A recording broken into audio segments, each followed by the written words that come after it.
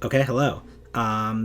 This will probably be a quick one just because I'm about to leave for a weekend trip, so I'll try to keep this as quick as possible, but I wanted to get something out the day of the chapter.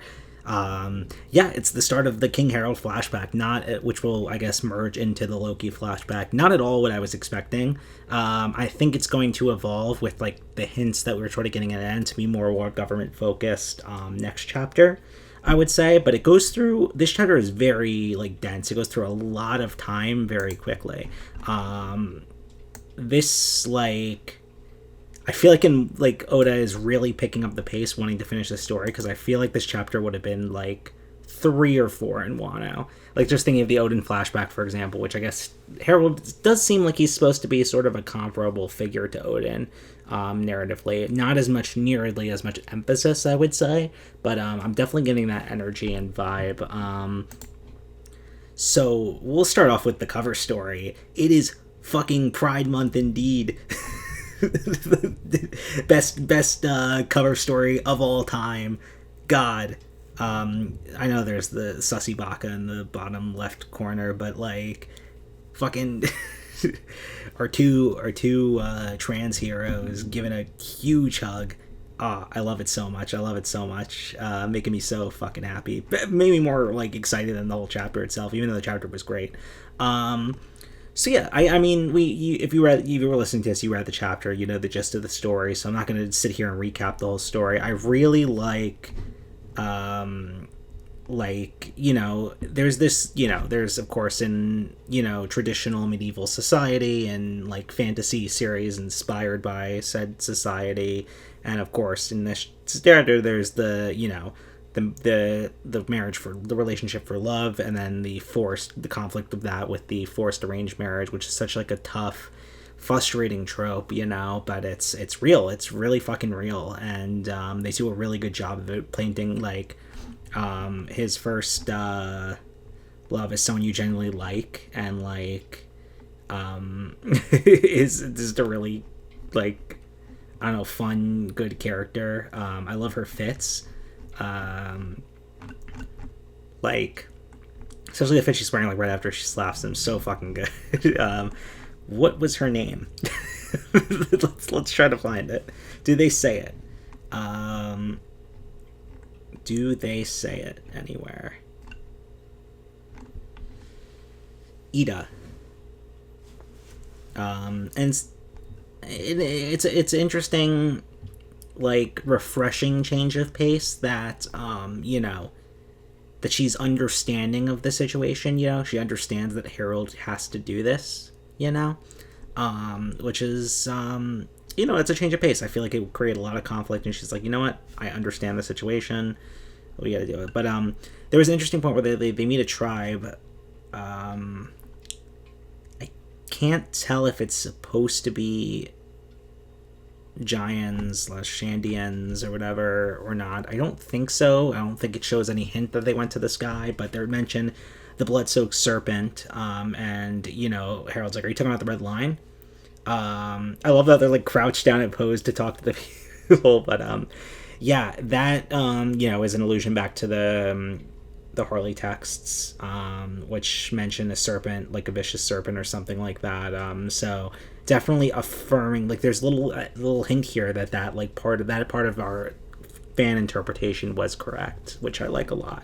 I like how like maybe Oda will sprinkle more of these little hints throughout of like whether like certain pieces of our interpretation as fans were correct.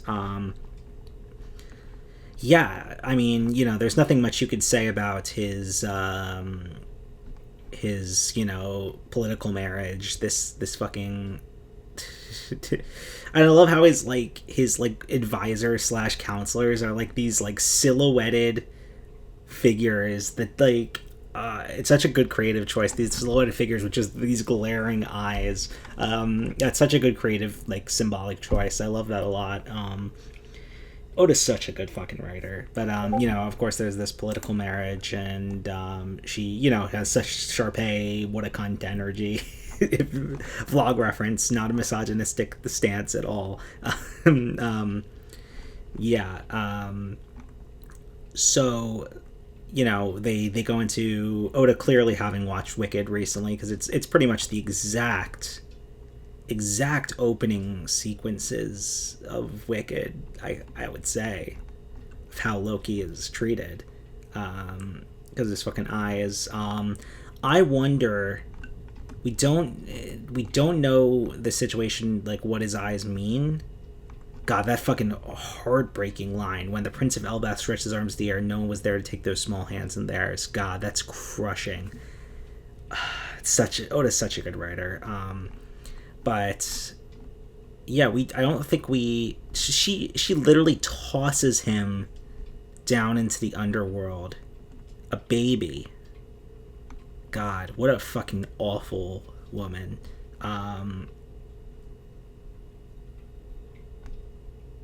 And God, the imagery of him climbing up as a baby, just like scaling the side. But I wonder if his eyes have something to do with like. I wonder if it's like some sort of like future sight gift or something like that. That's like the only initial speculation. People are probably going to have like really good theories that I'm just not thinking of right now the second their chapter reviews come out and stuff, but that's kind of what I'm seeing. Like, it has something to do with like maybe he'll have like super evolved skill of that or like something.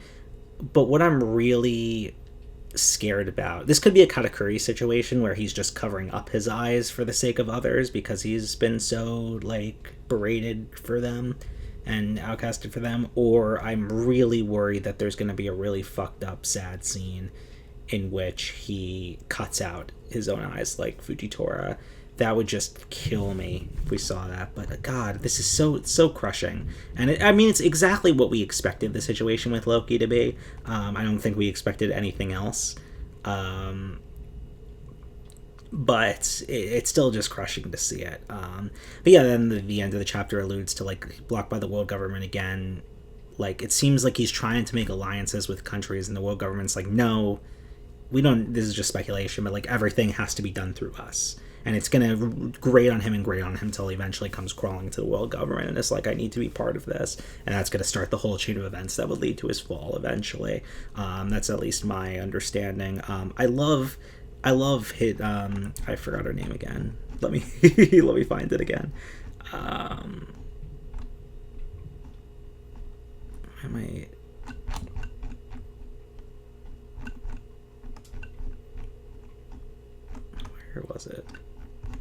Where was it?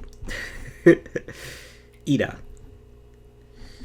Yeah, I love Ida. She's great. I love how like at the that was funny when she's like, he's your little brother. Like even she is like probably gonna be loving. She's probably gonna be one of the few figures that's loving toward Loki, and something tragic's gonna happen to her, whether it be via the world government or his new wife, political marriage. What's her name again?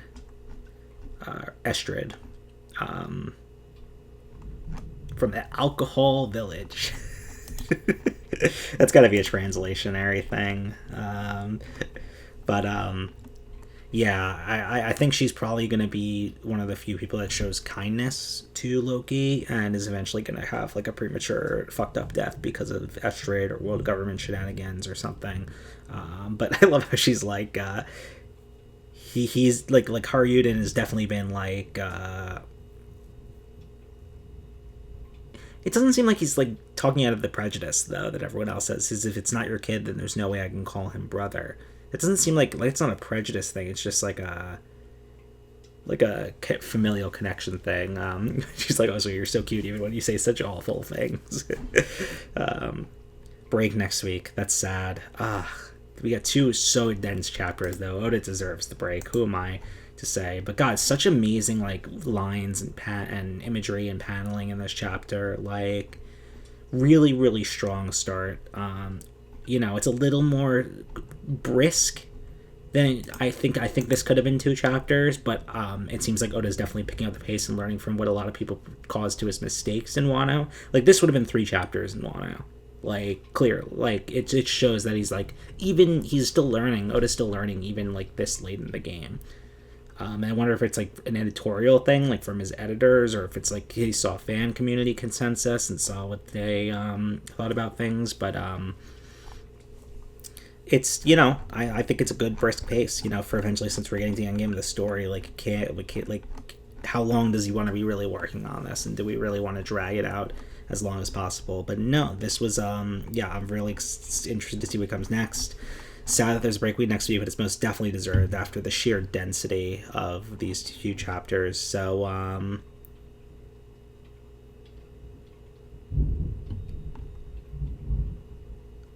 wait, does he fall back down at the end? I can't tell. I can't tell what's going on in the bottom few panels of the chapter, but anyway, not a big deal. Yeah, very solid, and yeah, thanks guys for listening.